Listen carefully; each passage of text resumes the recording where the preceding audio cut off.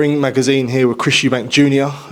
Ahead of your rematch with Conor Benn this Saturday. You just had the first face-off with him. What did you take from looking into his eyes what did you take from looking into Conor Benn's eyes? He knows what's coming. He knows the fight that's about to take place is going to be... It's going to be another war. It's going to be another bar brawl. He knows that there is no easy way out for him. So I hope he's trained accordingly. Do you feel a difference from Conor in this fight? Like, he was in the chair there, he spoke about sort of preparation being different, the feeling being different. Do you sense that from Conor? He needs to be different, because if he does the same thing, he's going to get beaten up again. Do you think he has the ability to be different in there? I don't know. He'll have his game plan, he'll have his tactics, he'll have his team telling him what to do. None of it's going to work, but, will he be able to implement some type of completely different fighting style to throw me off guard? I don't think so, but I guess we're going to find out. For yourself, Chris, a lot of what Conor spoke about as well is his inactivity, I guess, and being inexperienced in the situation like he was in. For yourself, and I know you've spoke about sort of your mentality before, but when you are in high-pressure situations, what do you think keeps you so calm under pressure and so well-versed in situations like we saw in the first fight?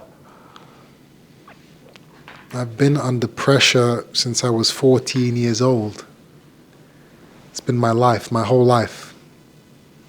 So I've learned how to mold it, shape it, and use it to my advantage. I had no choice. It was either going to destroy me or it was going to make me a better fighter. How does, I guess, preparing for war go through your mind? Like, is there anything you could say that prepares you for I guess, what you go through in the ring, like a fight in the first fight with Conor? No, actually, nothing prepares you. It's years of sacrifice. It's years of getting hurt in the gyms. That's what enables you to push through tough times when you actually get into the ring and fight under the big lights. But even then, you have to go through it. You have to experience it in real time, in real life. And, I've done it time and time again. So each time I get a little bit more comfortable, a little bit more capable of navigating those situations. Was you satisfied with your performance in the first fight? I won, so yes, I was satisfied. Was I perfect? Absolutely not. Were there things that I could have done better? Yes. Were there mistakes that were made? Yes. But, overall, I was proud of my performance. I got the job done. I proved I'm a superior fighter. And we will do the same again this weekend. Asked you about bringing Bomac into camp. How much of a lift would you say that's given you?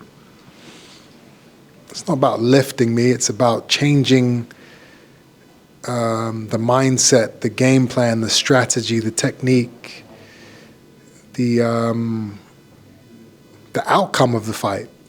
I can't go back in there with the same game plan. He's expecting that. We've got to hit him with something different. Also wanted to ask you, Chris, I see DAZN posted a video today of you with your nephew Raheem in camp as well. How much motivation, I guess, or benefit does that give you being around him and spending training camp with him as well? Yeah, that was the first time that I really had a camp with him around me, consistently, and it was amazing. Kids really do change your life in terms of spirituality and how you feel. It was the first time in my career where I'm walking into gyms and I'm actually happy just because he's around, Usually I'm all business. I'm not happy to be in the gym. It's just my life. Yeah. But when he's around, I'm happy.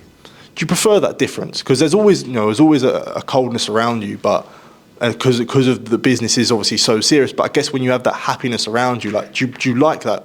I guess, do you prefer that? I enjoyed it. Was it beneficial? We're going to find out this weekend.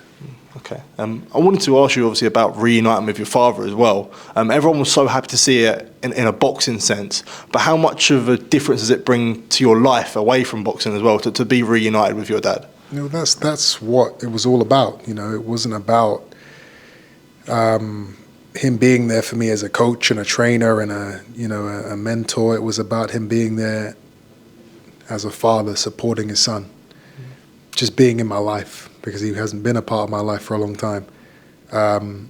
You know, and now the relationship is so much better than it was before. Still not perfect, but, you know, we're building every day.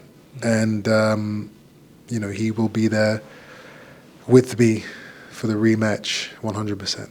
You mentioned about him wanting you to retire. Do you feel like you see the end of the tunnel soon for your career, would you say? No, it's not something that I ever really even think about. There'll be a day when I'll go to the gym and I'll be like, you know what, I don't really want to be here. And when that day comes, I will consider it. But, you know, I still have that fire, I still have that hunger inside of me, even after everything I've done.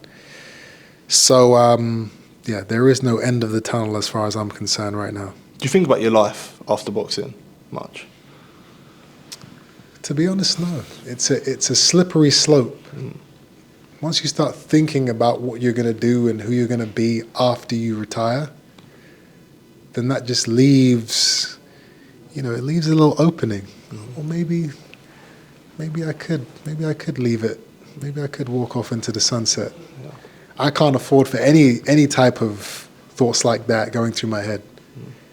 So yeah, I don't think about it. Yeah. I wanted to ask you about the ambulance video, posting that last week. I know you said the intention wasn't for sympathy, but what was the intention, I guess, to put that out there of what happened on that night with the ambulance? Eddie Hearn called me a liar. Eddie Hearn said it didn't happen.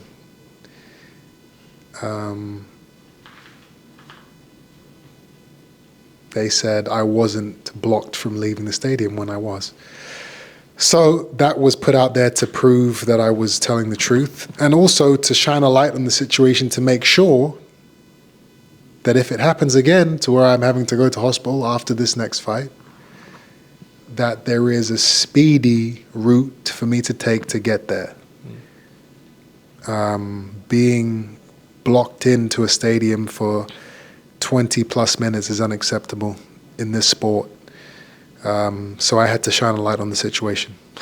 When it comes to that sabotage, I guess, that you'd say from Matchroom and Eddie Hearn, where do you think that comes from outside of them just wanting Conor Benn to win?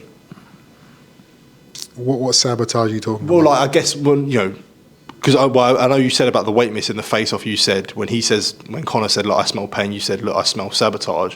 When you say that from Hearn or Matchroom, I guess, where did you say that comes from outside of just them wanting Conor Benn to win? Do you think there's an extra motive from them? Of course. They're doing everything they can to try and get the edge, to get the upper hand. You know, they want that extra $500,000 that I had to pay. They knew that if I missed the weight, that I was going to have to pay that fine. So they filled my room with journalists and media and photographers. I had to wait for them all to get out. There was a kettlebell that was put on the scales.